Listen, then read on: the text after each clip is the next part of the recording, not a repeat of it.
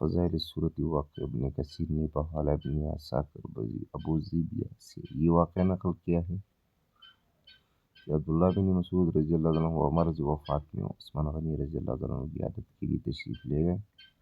حضرت عثمان رضی اللہ عنہ نے پوچھا ما تشتکی، تمہیں کیا تکلیف ہے؟ تو فرمایا ذنوبی، یعنی اپنے گناہوں کی تکلیف ہے۔ اللہ اللہ، یہ ہے صحابہ کرام کا خوف خدا۔ پھر پوچھا ما تشتہی، یعنی آپ کیا چاہتے؟ تو فرمایا رحمت ربی، میں اپنے رب کی رحمت چاہتا ہوں۔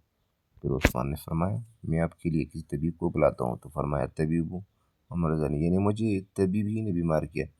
پھر حضرت عثمان رضی اللہ عنہ نے فرمایا کہ میں آپ کے لیے بیت المال کے لیے سے کوئی عطیہ بھیج دوں؟ تو فرمایا لا حاجۃ لی فیہا، مجھے اس کی کوئی حاجت نہیں۔ عثمان نے فرمایا کہ عطیہ لے لیجئے، وہ آپ کے بعد آپ کی لڑکیوں کے کام آئے گا۔ تو فرمایا آپ کو میری لڑکیوں کے بارے میں یہ فکر ہے، وہ فقر و فاقہ میں مبتلا ہو جائیں گی، مگر مجھے یہ فکر اس کے لیے نہیں کہ میں نے اپنی لڑکیوں کو تاکید کر رکھی ہے کہ ہر رات سورۃ واقعہ پڑھا کرے۔